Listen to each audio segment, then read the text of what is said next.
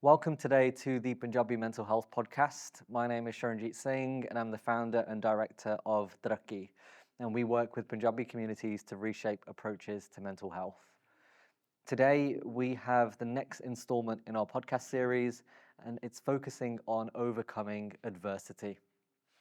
Now, that's really broad, and so we have a fantastic set of guests on today's podcast who can talk about overcoming adversity from a whole range of perspectives. So, to jump into things, we always start the Punjabi Mental Health Podcast with this first initial question. Number one, just tell us a bit about yourselves. I know some of us have come from different parts of the country with different experiences, different professional backgrounds. And the second part of that question is, what is your favorite brota? Okay, I know people have heard me say this multiple times, and I always do say, please show compassion if someone has a brota that you don't like. Yeah, I don't want to be breaking up any arguments on stage. I don't want people having a fight afterwards, but we're all pro brota. All right, that's it. I'll go. And even gluten-free brota, I'm good with whatever kind of brota. But in this place, we're pro each other's brota choices. I'm not saying that because we have had fights. Just a disclaimer. But I'll give it to our first fantastic guest on the end. Thank you, Baji, for the introduction. My name's Gurpreet Singh, and it's always an interesting conversation when somebody asks me what I do, and I say I'm a trainer of Punjabi men's peer support, because they're like, huh? And they take a moment to process that, and they're, how do you do that? How do you work with Punjabi men? And then I start to talk about what we do at Taraki and the journey of how, Baji, you started the men's peer support spaces and how we are where we are now. And we've scaled them across the world now, and it's a privilege to do that. And you will know, because I've spoke to you so much before, I was like, I need to work with my own people. I've worked across mental health spaces for 5-6 years. Before that, I was working in the banking industry and saw my life climbing a corporate career ladder. And then I was like, I need something more than this. So that's where we met. That's right, yeah. That was the calling. And you know, I went to the first men's peer support space. And, you know, here we are now. So, you know, it's a privilege to do that work. And there's lots of amazing things that come out of it that I'll be sharing today as well. Aside from that, I'm a relationship coach, family coach, working with couples on their relationship, working with families, parent-child connections, and supporting them in with their social issues as well, and training multiple things alongside that. So, yeah, that's a little bit about me. And Broadhair, as you said, for me, it would have to be Mette Wale Broadhair. Yeah, Solid choice. straight up. Digestive system kind of thing. Yeah, but it could be anything. There's no hate when it comes to Broadhair. It could be anything. So I'm open to anything, but if that's the favourite one, that's what Mum's making. So, yeah. Thank you. So my name's Anjani. Professionally, I'm a dietitian and I work with children. So I've probably been a dietitian for about 6 years, 7 years maybe. I work within the NHS in my day role, and I work with children and young people that have got diabetes. Along with that, on the side, I also do some volunteering as well within the community. And that's kind of where I'd come across you, and we cross paths as well. So I've helped Taraki out previously as well on another initiative that you've done. And like I said, I do some volunteering because I feel really passionately, similarly to you, probably everybody on the panel, that I feel like our backgrounds and, you know, like the privilege that we've got in terms of education, it's really important to make sure that we spread that across the community and probably get it into spaces where it probably wouldn't reach normally. So, like I said, I work with children, people come to me, but then what I found really beneficial is going to spaces like the Gurdwara, going to Nishkam Centre, volunteering in those kind of spaces, and then people have the opportunity to ask questions that they feel like they want to get the answers to. And then in terms of Parota... Asking the dietitian the question about Parota. Oh, trust me, I went to Punjab. We went to Punjab like in November, every day paratha, every day for breakfast. Methi is a very solid choice. Methi and makki together with homemade ghee. Okay, cut this out of the video. Okay, I'm not a dietitian for the purposes of that question. So that was yeah. makki methe with homemade ghee. Yeah. That's solid. I Yeah. think. No, homemade mukkan. Sorry. Oh yeah, homemade yeah. mukkan. Okay. Yeah. And maybe malai. Um, Who's asking? Stacking on top. Yeah, Stacking on top. exactly. Don't check my cholesterol. Whatever you do. Thank you for that, Angie, and thank you for coming today. Always a pleasure to kind of bring folks back in who we've worked with in different ways, because again we have so much talent in our communities. It's just about different points of being able to elevate that. So hi everyone, I'm Tanya Mawaha.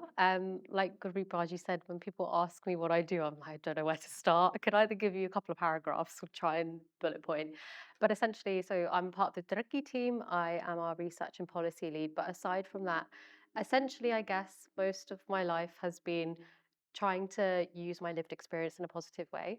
And oftentimes when someone talks about lived experience, it's usually like a specific niche or like, specifically mental health or something.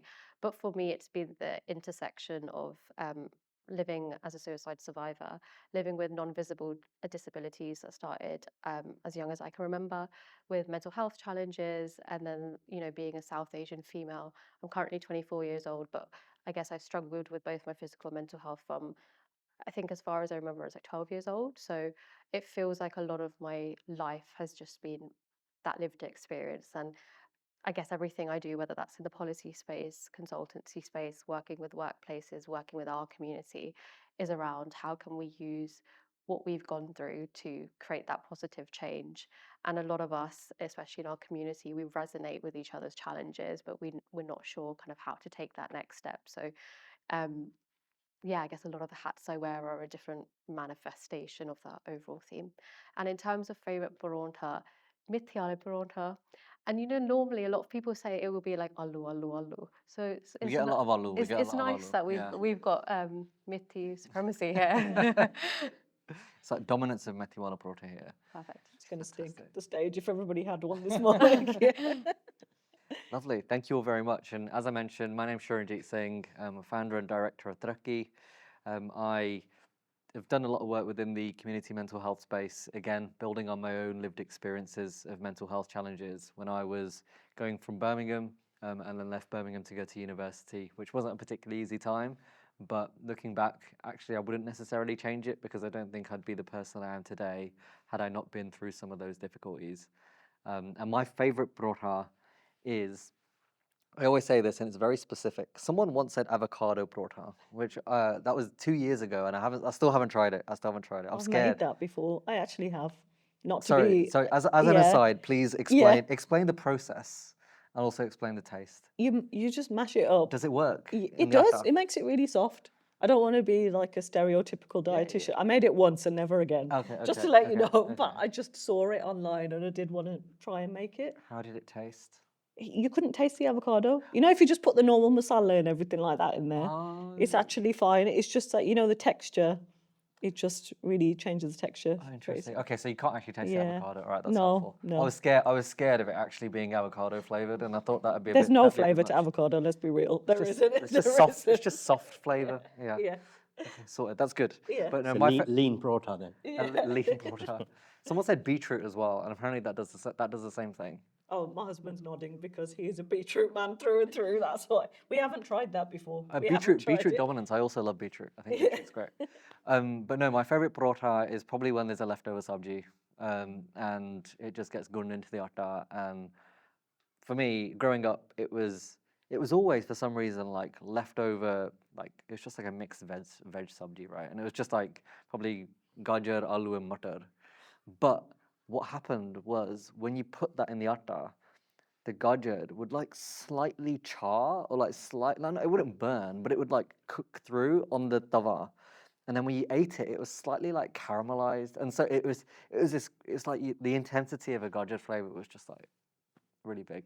Yeah, I have a lot of passion for that, as you can imagine. Just You need kind to of do a food podcast next I time. know we need to do about food. Yeah, Parotha exactly. podcast, absolutely. Yeah. So obviously today, I mean, as I as much as I'd love to sit here and talk about Proto for an hour, we are thinking about the topic of adversity. And I just want to start by asking the panelists, in their mind, when we say the word adversity, what comes up? Is it an image? Is it a set of words? Is it a description? You know, what is it that comes up? Like, what is that feeling? What is that experience? What is it that comes up when we think about adversity? I think like climbing up a mountain just feels like a challenge, unexpected, uphill battle. And you don't really know where the end is and you don't really know what's going to be on the other side.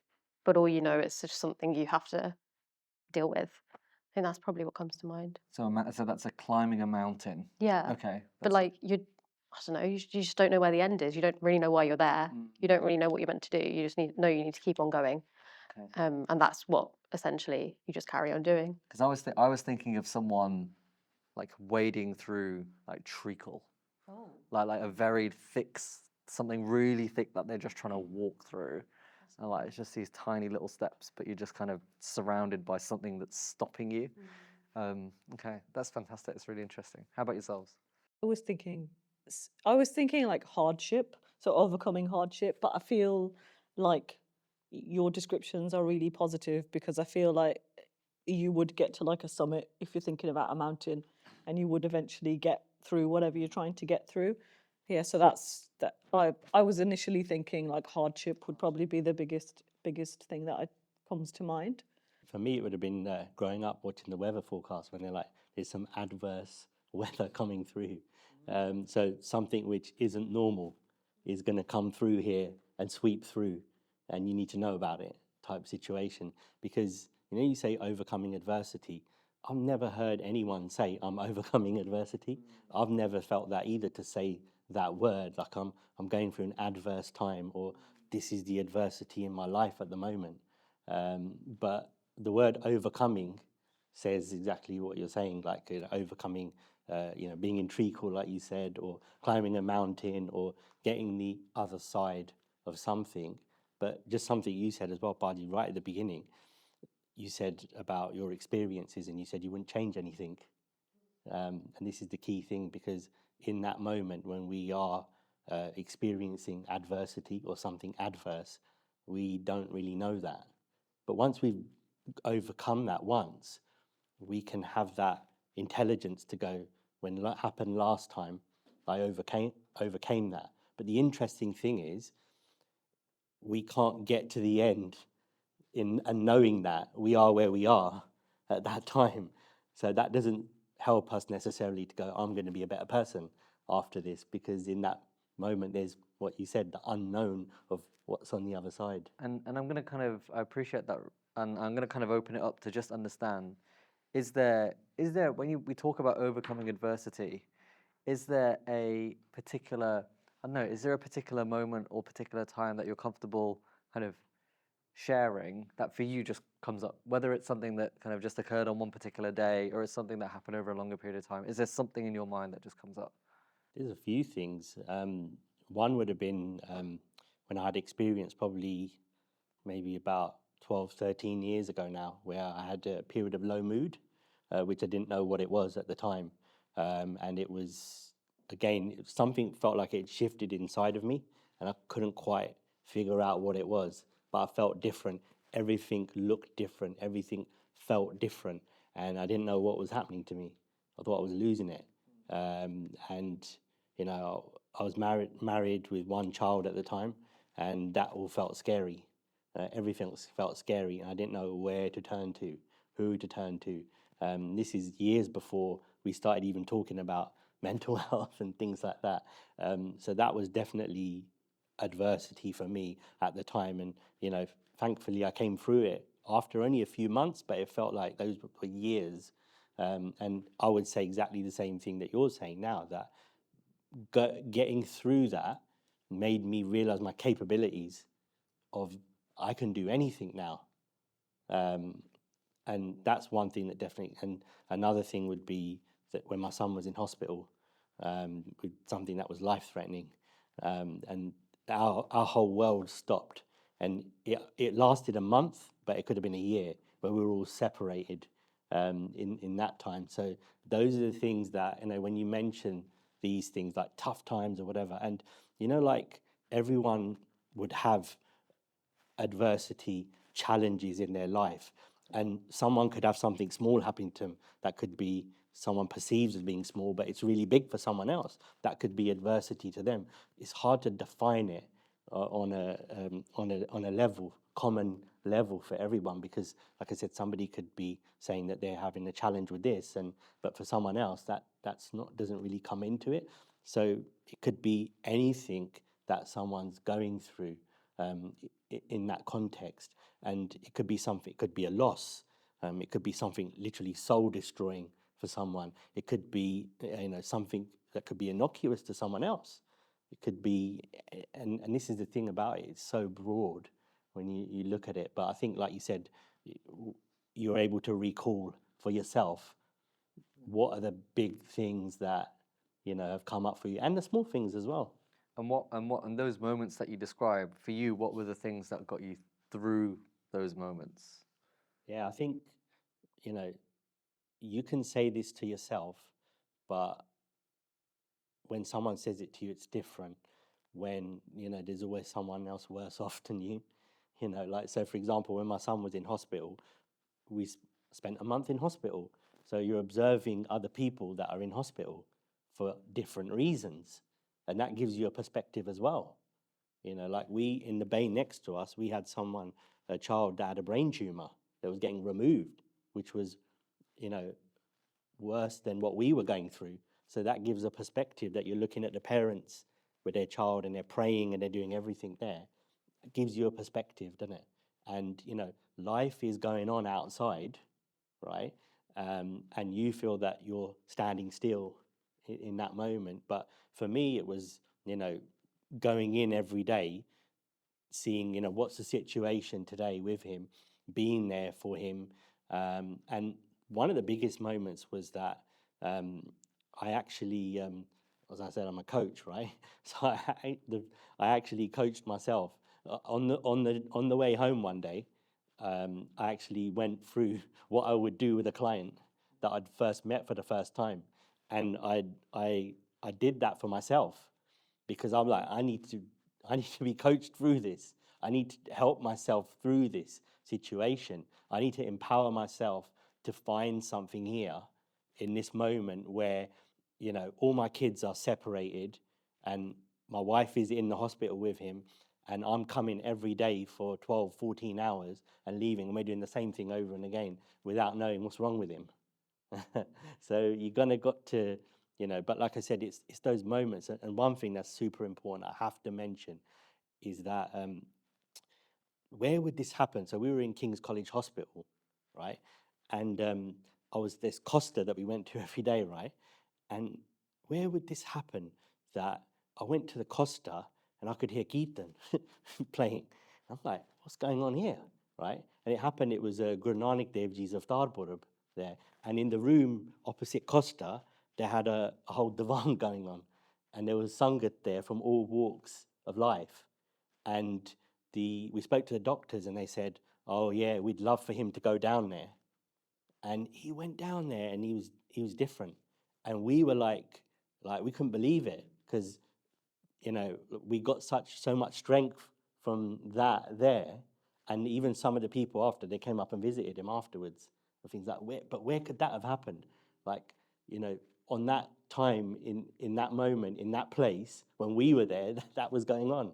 And, things like that give you, like I said, when you're in those moments, you're looking for little glimmers that just give you that, like sort of signs, but you have to be open to them as well, going that actually this is telling me that this is happening, and that there's something in this, and there's a way through it as well. I appreciate that. It's really, I think it's always amazing and important and inspiring for people to hear those moments of adversity, but then also the different things that help people to overcome them.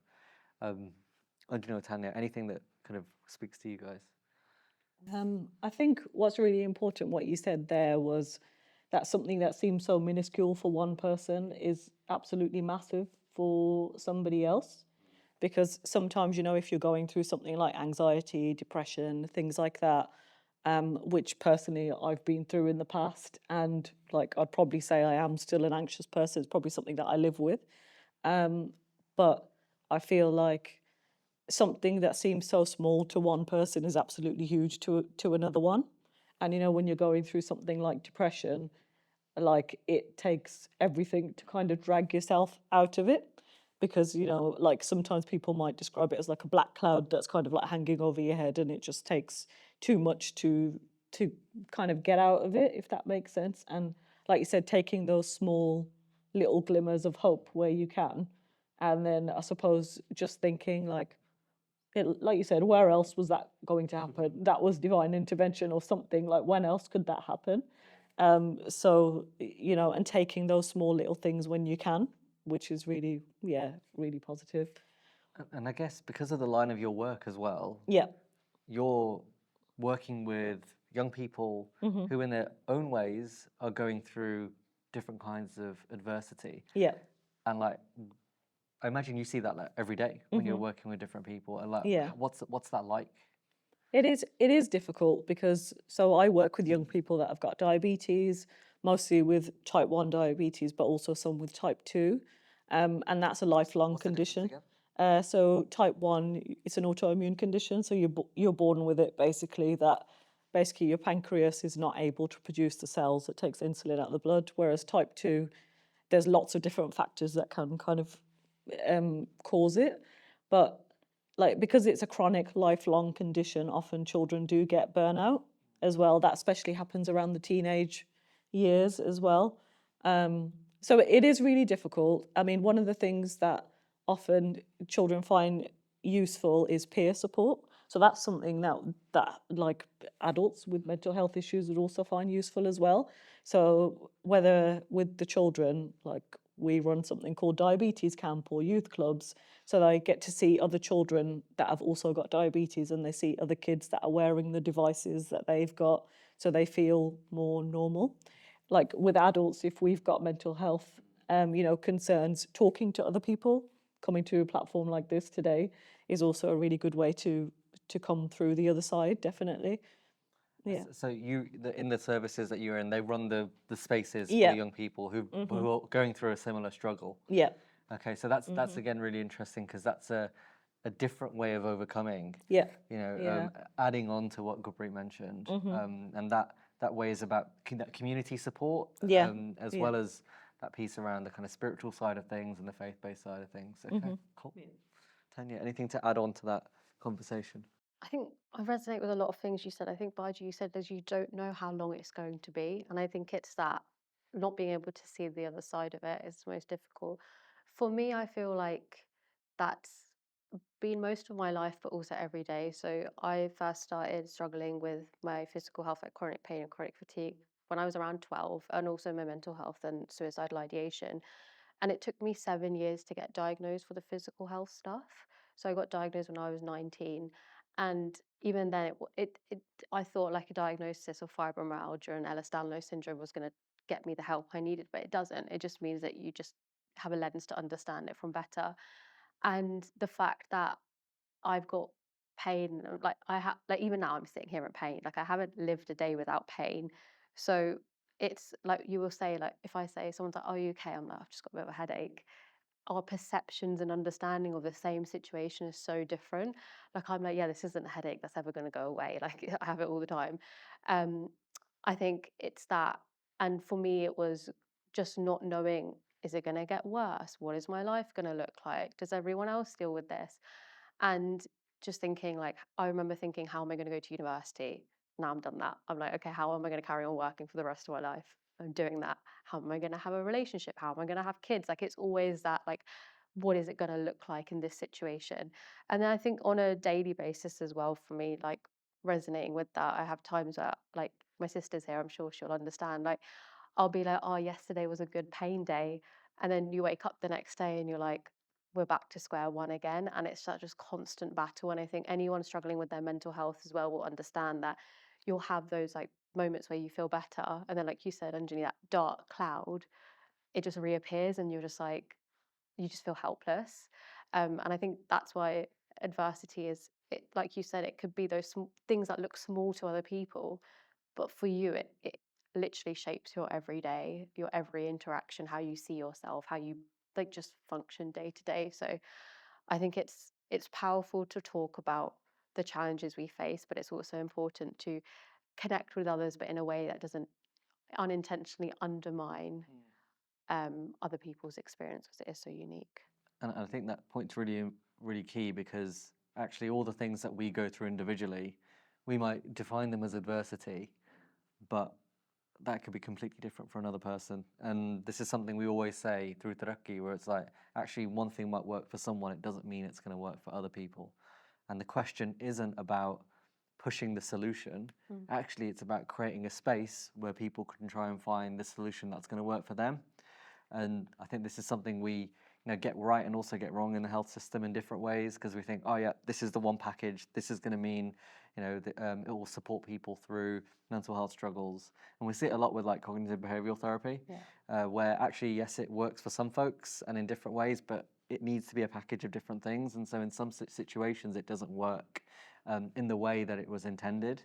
And so that's a really important point, because things that work for one person aren't necessarily things that work for another. And then for you, as you mentioned, Tanya, you've kind of got there's the everydayness of what you're living with and living through.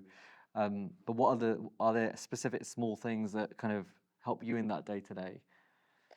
I think it's just when you do have a good moment, or I think you said it earlier, Baji, around like when you've overcome is a strange phrase to use, but you can look back at that and think, okay, this is perhaps the things that gave me that glimmer of hope, or it's the people, or it's the fact that there are spaces like this where you can just turn up and be like, yeah, I'm feeling pretty rubbish, and no one can take this situation away from me, but at least you can hold space and let me just be.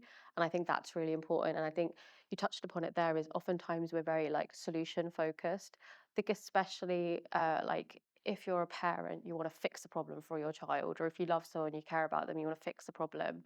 But it's actually about not trying to be the fixer and just being able to listen and hold space and give comfort, especially if it's something that is chronic or it's just out of your immediate sphere of control. And I think we need to be a bit better at like listening and holding space, because not everyone wants a solution either. Um, Sometimes you're just so fed up of being told to like go for a walk, try yoga. Like I'm sure people are like, I don't want to be told to eat more vegetables or Yeah, something. that's my life, basically, as a dietitian. They just want to be, and they just want to be seen for being with whatever adversity or challenges they're dealing with. Seen and heard. Yeah, exactly. Honestly, I've learned that through 1.5 years of marriage. Like, but I think Taraki helped with that. It's like, fantastic. So I think it's always a tough one to start with in terms of conversations around adversity, and those things that are everyday obstacles, different parts of our lives that make things more difficult. But I have a small little cup of fun questions that are related to adversity, but are also kind of designed to push our conversation in different ways. And I am going to give it to Anjani first to pick out a question. Who is someone you know whose story inspires you? That's quite a tough one. You can open it up to the others first and then answer, because you're like you're the pilot for I'm this the question. You're the host. host. I've You're the taken your host. chair. Okay. Well, to be fair, if I do think about it, and if I think impulsively, I would probably say my mom. Just because she's a very hard-headed lady. Yeah, but I feel like life's experiences have made her hard, because that she was, like basically the first generation that had come over from India. Like my dad had come over. Thank you. You can have that. Yeah. So my dad had come over earlier in his life when he was younger. Did the classic, going back to India, get married, bring your wife back. And she didn't speak any English at that time. She was trained as a midwife back in India. But then when she came here, then she wasn't able to carry that on. So she basically learnt the language, learnt how everything works here. Probably stepped up to be both like dad and mom a lot of the time, in terms of a lot of the things that she's done throughout our life. And I'd probably say that she probably hasn't had the easiest ride.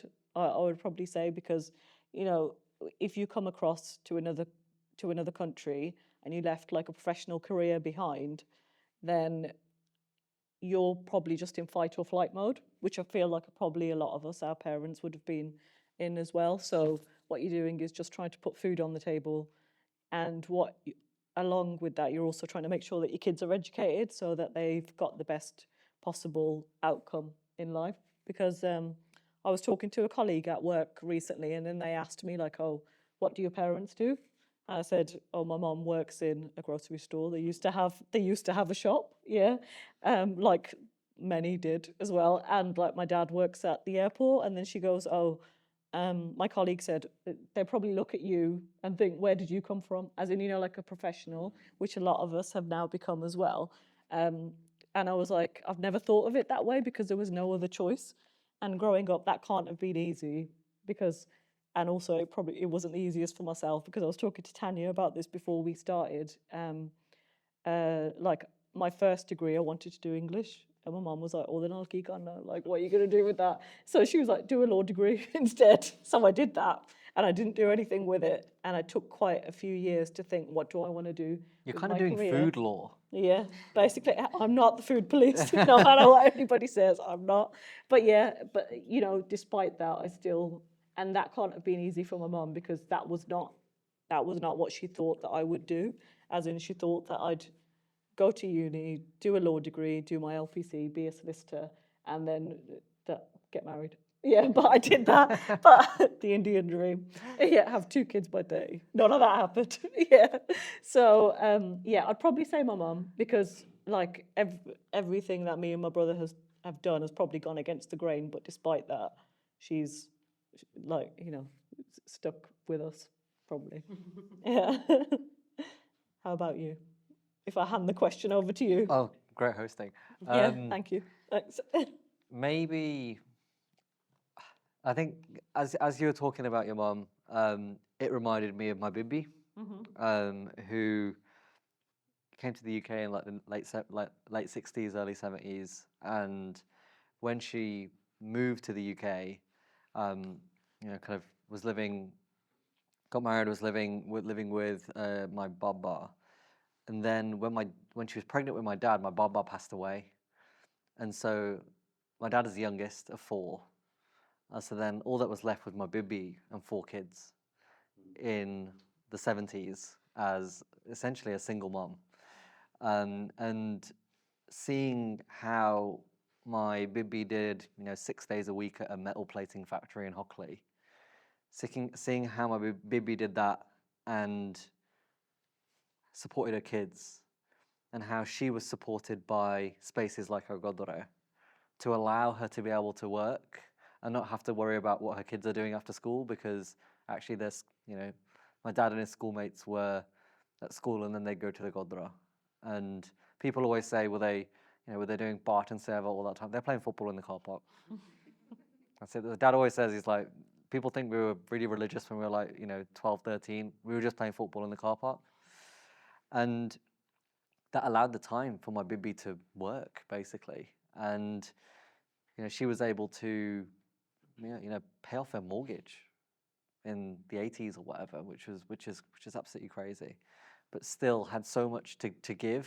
And now it's that point where her health isn't the best, and it's all this kind of stuff is coming back around where she's supported us for so long, and now it's that how can we give back and support her, and so it's just this cycle. And for me, it's I just think about that, and I think about the stuff that I come across, and I'm like, if my bibi can do that, there's something that we can tap into to take us forward. So yeah, I think for me, it's my bibi, definitely. Those are untold stories that you're sharing there. And ਜਿਹੜੇ ਸਾਡੇ ਸਿਆਣੇ ਸੀਗੇ, ਸਾਡੇ ਬਜ਼ੁਰਗ, our forefathers, wherever you want to look back, we can always now look at things and say, well, with the access to information that we have now, the intelligence that we have now to say, oh, I've grown up like this and I didn't have this, and all of this kind of stuff. But the reality is, all that they done is paving the way for us to be able to sit here now and tell these stories through their off the back of their hard work, off the back of their blood, sweat, and tears, and everything, is us able to do this. So it's acknowledging that. And one of the biggest things that we did was literally just sit down with my baby, like, set up a little camera, and just talk to her about stuff. We did like maybe 3 or 4 sessions of that, and went through stuff that my baby hadn't spoken about in so long, and that's there. And I know there's stuff that I won't understand now in terms of its relevance to me, but that'll come in later life. And I think that knowledge, unless even if it's just sitting with someone with a voice note on, and now we'll sit down, I'll put a voice note on, and we'll see who can do the best animal impression, that kind of thing, right? And like, it's just, they're the things that you treasure, and it's that knowledge and that experience that otherwise might just kind of fall between the cracks. Part of me thinks as well that generation were like, I don't know, part of me is like a bit sad that that's the really last truly selfless generation, I would say, because like even now, like my mom definitely is just like, oh, when I'm gone, then everything's going to be yours. And we're just like, listen, you've worked hard all of your life. Go on holiday, do this, do that. Just like do what you want as well. But I feel like that generation is truly selfless. Like they don't have, like aspirations beyond like setting up their kids. A lot of them, I would say. Yeah, which it sounds like your baby was as well, definitely. Yeah. Oh, yeah. I mean, a lot of that resonates. I think for me, it makes me think of both my parents. They both lost, my mum lost both of her parents at a young age. She was the eldest. And my dad lost his dad to suicide when he was 16 in India. But I only realized that, I only knew that when I was in my teens. So by that point, I already had we were already going through my suicide crisis. And I think it's only now when I think about it where I'm like, my dad always talks about how people used to look down on him and his family because my dad took his own life. But now my dad has created that safe space and that privilege for me to be able to openly talk about my experiences and work in this space. And I've always thought about actually putting a camera in front of him and talking to him about it, because I feel like there's bits and pieces in conversation that come up, but I'm like, I don't actually know what it feels like. Sometimes he says, oh, I feel like maybe there's my dad in you. That's why it's kind of come full circle. But I'm like, there's so much that my parents harbor in them from what they've experienced that we don't really see and we don't really know. And we just see them as, they've done everything in life to set up for us. And obviously sometimes they'll say like, growing up it was a lot harder than, you guys have an education and stuff, and we'll be like, oh, but you don't understand our challenges. But it's like, also, we don't really understand your challenges. And we don't get the space and opportunity to ask them. So I really love that idea. Some of them are comfortable with the camera. Others, it's just Just the it's voice just note. voice note it. Yeah, but I think there's so much you can learn, and like you said, you might not understand it fully now, but it's about how you'll take that forward into your life. And there's so many questions that I feel like there's so many questions you can ask, but sometimes we forget all those interesting questions. Yeah. So yeah, it's even basic stuff. Even when I'm coming up with questions like this, I kind of think about when I want to understand new things from a baby. It's like, okay, imagine you're interviewing. It's like, cool, you can jump into things in a different way. What is an assumption people make about you that is completely wrong? I don't know. You'd have to ask them, right? No, but you might know Yeah, if people treat you in a yeah. particular way. That kind I of don't thing. know. I don't know that you got it all figured out. I suppose that I guess what you're sharing. Just I wanted to say it, but I didn't get the opportunity, Benji. For what you said about what your adversity every day that you go through, because from here you look okay, right? Isn't it? And that's an assumption people make, isn't it? So I guess people think that you don't have things going on in your life just because you don't talk about them, right? And there's that quote, isn't it, that just because you wear it well, it doesn't mean it's not heavy type situation, right? So I guess everyone thinks that everything's always great. I think, but I think it's it's different. Like, you know, when you look at it as I do obviously like parent blogging and things like that, and you know, in terms of, you know, the way that I parent and the way that we are and the way that we raise our children, people make certain assumptions about us, you know. But in reality, you know, they need to figure out their own way in terms of what their connection is with their spirituality, and they have to find their own way, and we need to be there to guide them in that. But there's no guarantees for anybody, yeah. But what we're doing is we're trying to increase the probability of them following a spiritual path. There's no perfection there, but we're trying our best with that because we know the importance of it on our own lives type situation. So I guess, you know, there's assumptions around the way people look, you know, and the way that people will perceive them potentially. But really, the interesting thing is always to clarify these assumptions and talk to people and ask them questions and clear them up, then rather than thinking about something. So I always encourage people to do. That's what I try to do. Try to always. So, and sometimes it's hard because, you know, you try and sort of, you know, don't want to ask questions. Sometimes come across quite direct. Sometimes, but you know, if you're walking away assuming, then that's not the right thing. You need to try and clarify those. I always encourage and try and be. I'm an open book in reality. You know, sometimes it's long conversations with people to, you know, allow them to go away to think, well, actually, we all assume things. Everybody does, right? Just from the way that we look. And, you know, like I said, if we're doing our weekly shopping or whatever, and we see different things, we assume different things quickly. But, you know, we need to check in with what these assumptions are because, you know, that's all they are, really. We're assuming based on lots of things, but we need to work hard on that ourselves, and it. So I've turned that around on me, but in reality, I'm working on that all the time. Especially with, you know, we're talking about the people that we live with every day, and we know so well, don't we? But still, we assume things about them, which is not right or wrong. And you know, with the kids as well, it's you know, 9 times out of 10, it's the same person that's done the same thing, and I'm like, you always do da da da, and the one time it's not them, but we assumed every time it's them, right? So yeah, I turned it around on me. But you know, how about yourselves? What's things that people assume about you guys? People assume that I'm the food police. You did law. Yeah, yeah, exactly. That is true. Yeah. So I don't know. People only say, yeah, 100%. Yeah, everybody knows. Anybody who knows me knows that I'm a big foodie. So that is completely untrue. I just thought I'd lighten the mood a bit. Yeah, yeah. But yeah, I'd probably say that the most. Or sometimes, you know, on the other hand, you know, like in a professional setting, if somebody says, "Oh, you need to go and see the dietitian," the kids assume that they're going to get told off. But they're not that often. Sometimes they say, "Oh, I like seeing you because I never feel judged." And I felt judged by other people that I come to see. Like I've had like multiple kids say that before. Like they might get told off in some of their appointments, but I suppose it's kind of working with people and meeting them where they're at. That's something that I definitely try and do. Yeah. So how do you do that differently? I feel like just often sometimes they're teenagers, 8, 9-year-olds, or like a bit younger.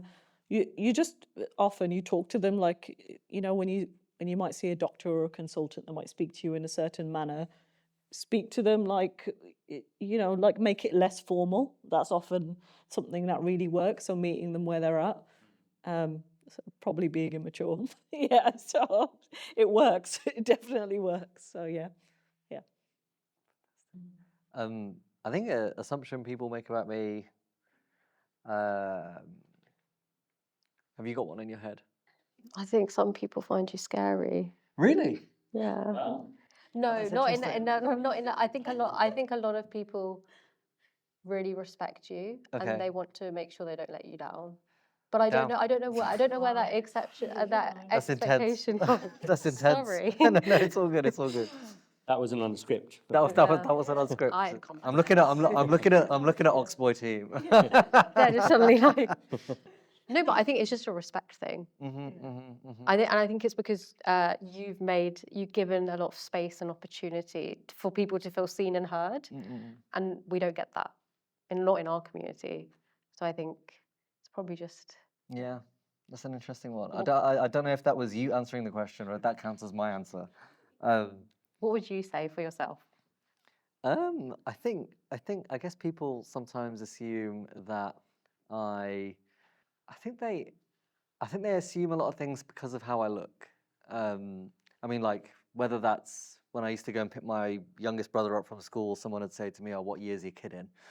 Like, it's all good. It's all good. I think that's funny. That's great, and that's lighthearted. And I guess, even when I was in that uni space, people assuming things about kind of me and what I like and what kind of foods I enjoy, that kind of thing. Or even, I think even when people talk to me about Punjabi music, I did not grow up with Punjabi music. I grew up with like indie rock and like like drum and bass, and so I've got nothing to add to that conversation, and then that kind of slightly shocks people because they're just like, and I'm just there like, okay. So, but I'm learning this, and even kind of when my wife says, "Oh, do you want to watch this Bollywood film?" I'm like, I've never watched it before. She's like, "Have you never watched it?" And then I'm like, I can't sit through 3 hours. I need to watch it in 6 30-minute chunks because otherwise I'm gonna lose the plot. So I think it's the stuff around that. And even when I started Taraki, Taraki has brought me closer to being Punjabi than I was before. And I think that's because it's brought me into a space where you've got people who are supportive and encouraging rather than, as you said, judgmental, or people who are going to kind of look down on you for different reasons. And so I feel, as you mentioned, and for a few of us, it's kind of brought us into a space that in different ways has been difficult in parts. So it's creating space for everyone in our communities. Yeah, it's interesting. Can I flip the question back on you? What assumption do you think people have of me? Have a view. Yeah. Have a view. Quite serious. Really? Yeah. I think people think you're quite serious. God, this has turned into like a Group therapy. This is basically therapy right Yeah, now. I'd say people think you're quite serious. Yeah. Not in a bad way. But I think but thinking someone's serious is better than thinking someone's like a complete joker that you can't rely on. Yeah. And so I think that's a good assumption. I know your sister's there, and I was like, is what do you think about that? I think obviously like what I know of her Yeah. is the most unserious thing. But then when I have seen her professionally, I can see how people would think she's serious. So then sometimes when I see her professionally, I'm like, how is this the Tanya that I know? But everyone's different when they're working. Fantastic. Good. But I think probably all of us feel like this is people think that if you're able to speak about the adversity or the challenges or the dark times you faced before, that you're past it. Like for example, speaking about mental health challenges, they assume that you must be quote unquote recovered, which I don't agree with. But the reality is that we're all still like living with this. Just because we can speak about it and seem like we're detached doesn't mean that that wasn't us and that still isn't us. So that's probably applicable to all of us. I think the general assumption is because all of us do serious work, that we're serious people. To be honest, my cousin over there is smiling because she said that she knows how I am in myself, and she just wants to follow me around at work one day just to see that people would think of me as a professional. So you're being serious. So you're Yeah. being an actual Yeah, working person. exactly. Yeah. Work experience. Yeah, that is very true. Yeah. Fantastic. Whatever doesn't kill you makes you stronger. Is that really the case? Oh, whatever doesn't kill you makes you stronger. I think it is the case. I don't think anyone feels like that in the moment. Yeah.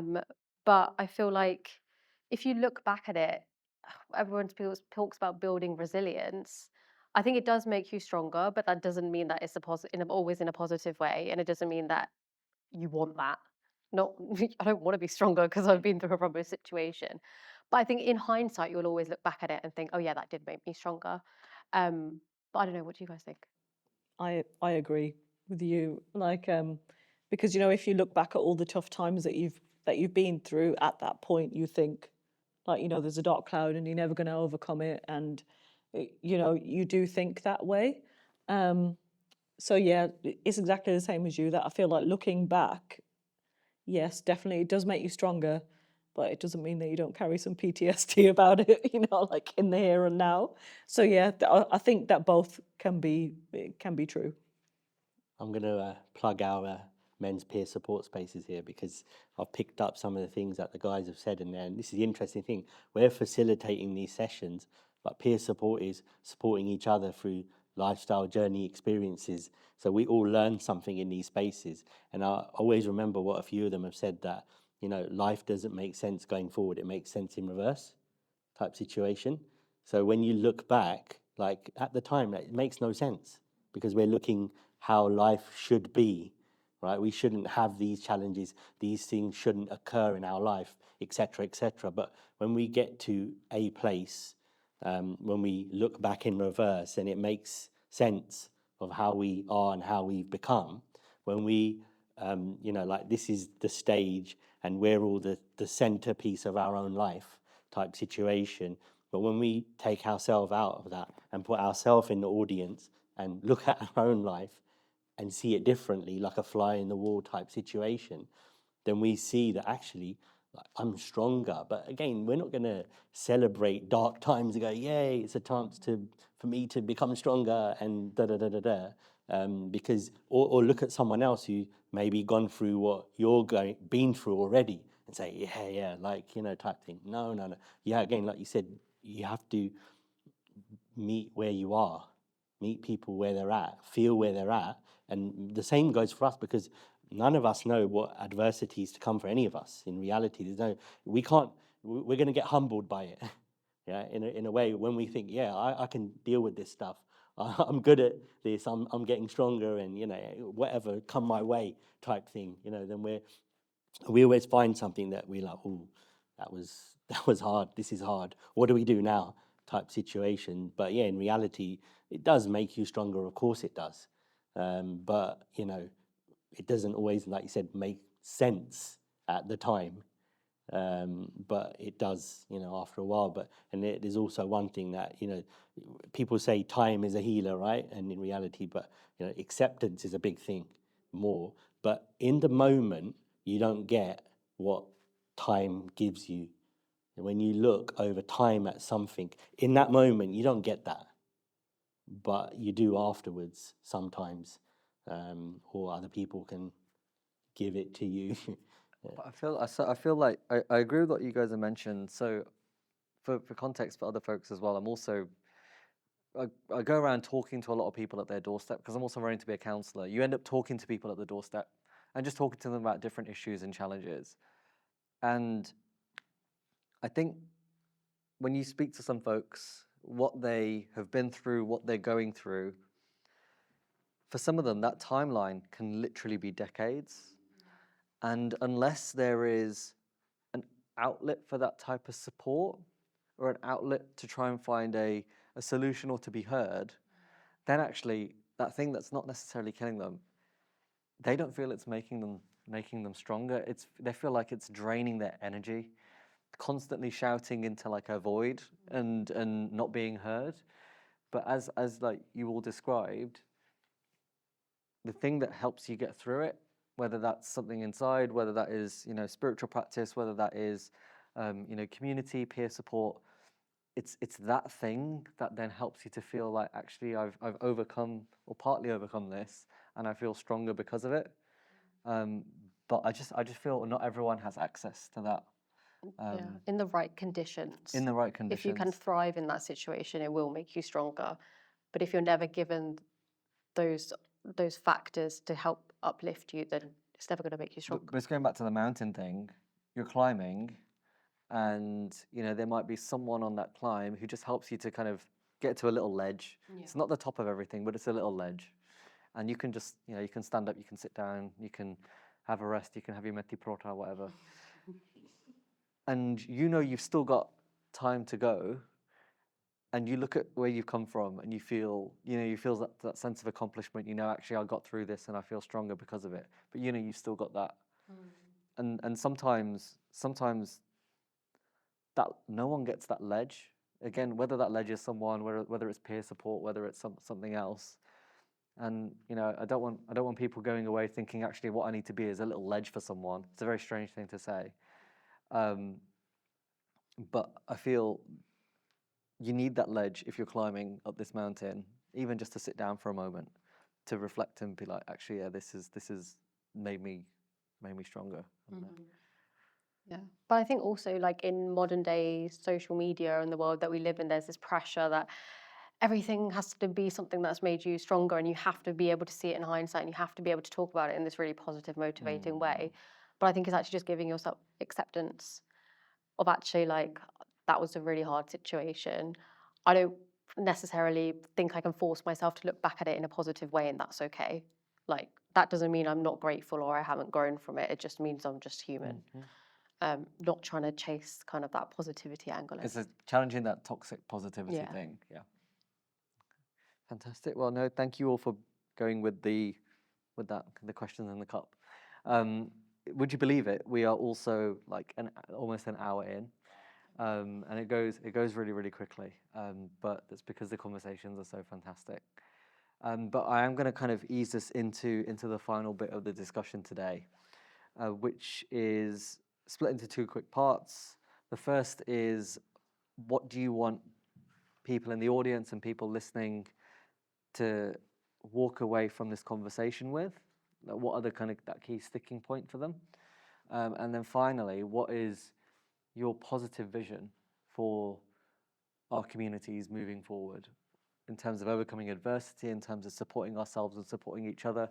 What's that positive note that we can leave people with, so that actually these conversations that are mega serious, that we try to make a bit more fun and exciting, we leave people with feeling optimistic, because we know so much stuff at the moment, it just leaves people feeling pessimistic, disappointed, and with a lack of energy to try and make a change.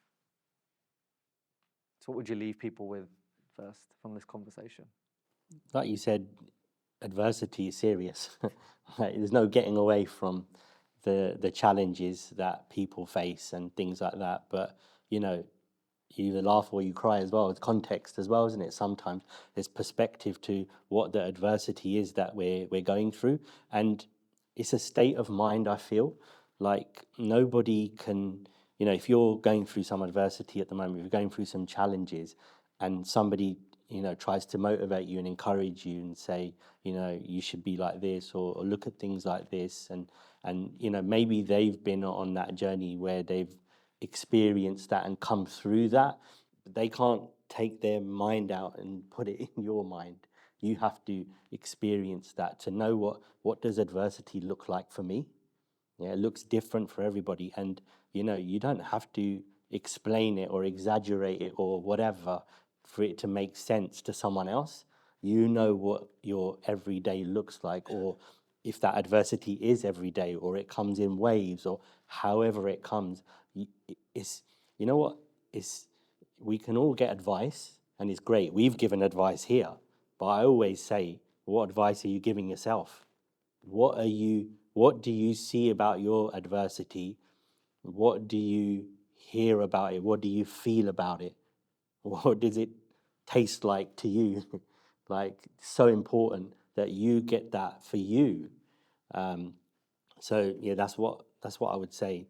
You know, and the voices around us are quite loud generally, right? But what is our voice saying? What's our intuition saying about our adversity, our situation, right? Because we can't hear that because we're listening to everything else, right? But we need to trust in that.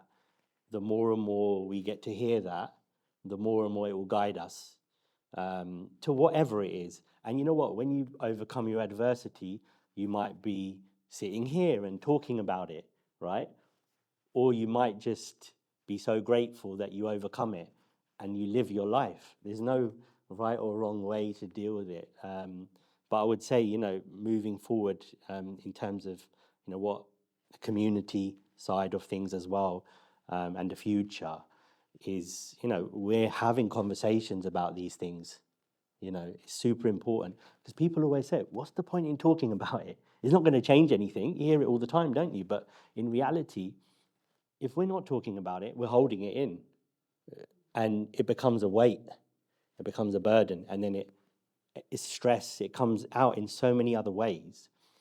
But obviously, we need to get to the stage where we feel safe to talk about it, and we feel that, you know, share. We need to arrive at that point when it's right for us. And there's no timeline with this. But when we do, it's almost like I would urge people to where they feel safe and comfortable. And I think we're moving this way as communities where we give life to that story.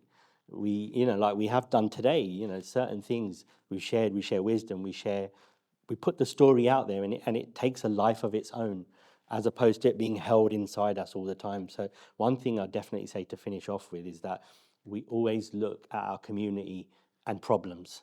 Problems are everywhere, right? Everyone's talking about problems. They'll come to you and say, this, and this, and they'll expect you to do something about it. And they'll walk away feeling lighter because I've told somebody, yeah? But the reality is, if we take a strength-based approach, which the work that we do is that, and we've sat and had conversations, Baji will know, he's been in our sessions, Qatar Baji as well, and we sometimes struggle to talk about the strengths, what we're good at, because we don't focus on that.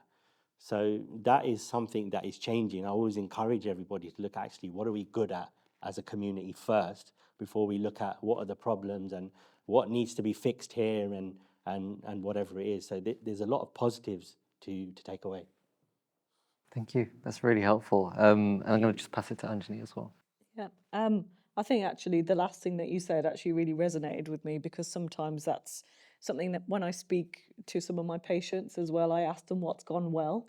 Yeah, like since the last time that we've seen you, let's say, like last time I saw you in clinic, what have you done differently? Like what kind of things would you say have gone well with your diabetes? So I think that's really affirming to know that that's something, a strength-based approach. yeah, That's something I've 100%. learned something new. And can they answer it generally? Yeah, Good. they often can. Yeah, because I think if you start with the positive, then that's you just say, okay, these things are going really well.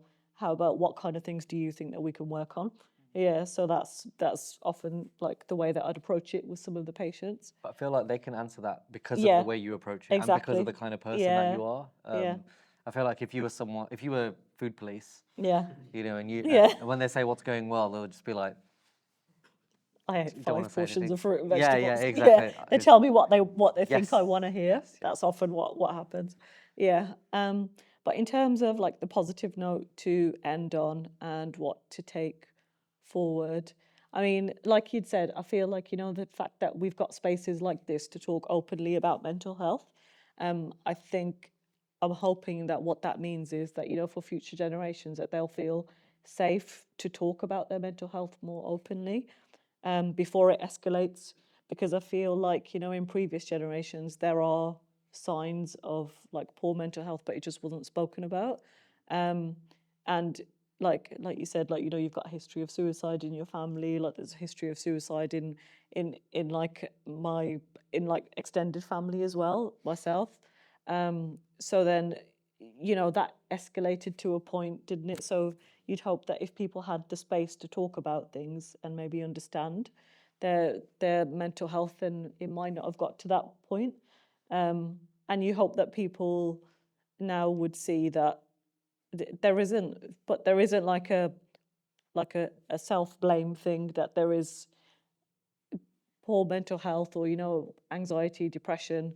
I feel like sometimes it's like a consequence of the type of life that we lead as well. Like we're having to work all the time. Like, our parents, like they come from the generation, like I said before, that talking about mental health was a privilege. Yeah, so hopefully going forward now that we would be able to have these spaces to talk about it. Yeah. Amazing. Thank you, Anjani.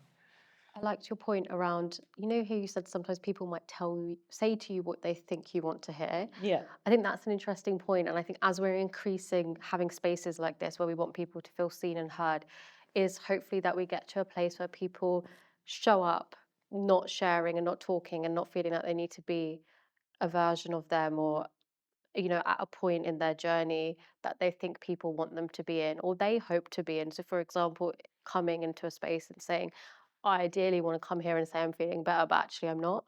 And not feeling like they need to show up in a certain way or feel like they need to be talking about it in hindsight, but actually just living in the moment.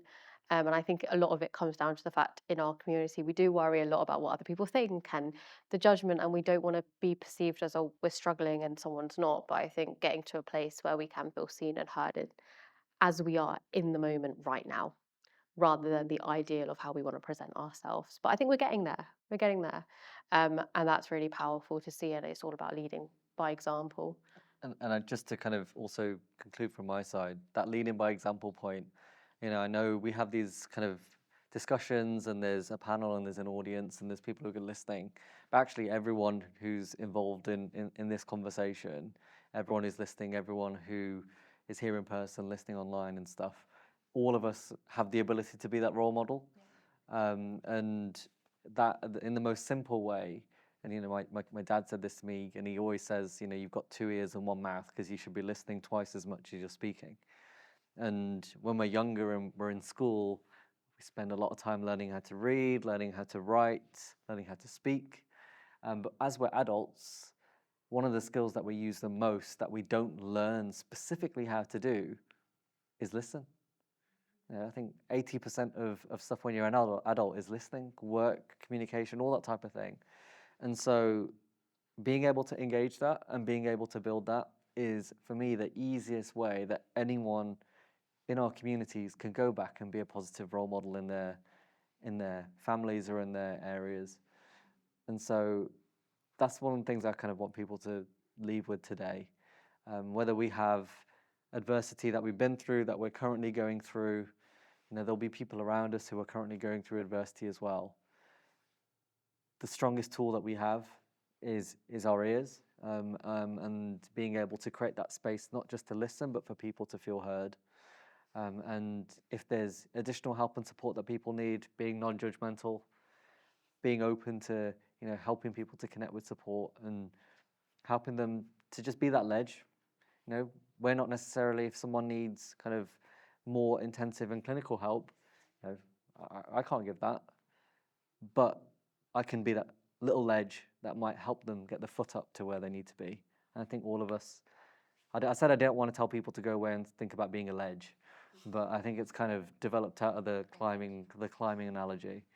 But yeah, the ledge is quite an interesting. That's interesting. But yeah, I think that's what I want people to kind of leave with today. And on that note, that kind of circles back to the beginning when we were talking about the climbing. Just want to say a massive thank you for everyone's participation in today's discussion. I think all of us bring kind of unique experiences and expertise into this conversation around adversity. But then we also have these kind of common denominators, whether it is the broad hair, whether it is, thinking about who inspires us, thinking about how we overcome adversity. There are these things that unite us and bring us together in this conversation. So thank you for helping us to make another brilliant episode of the Punjabi Mental Health Podcast.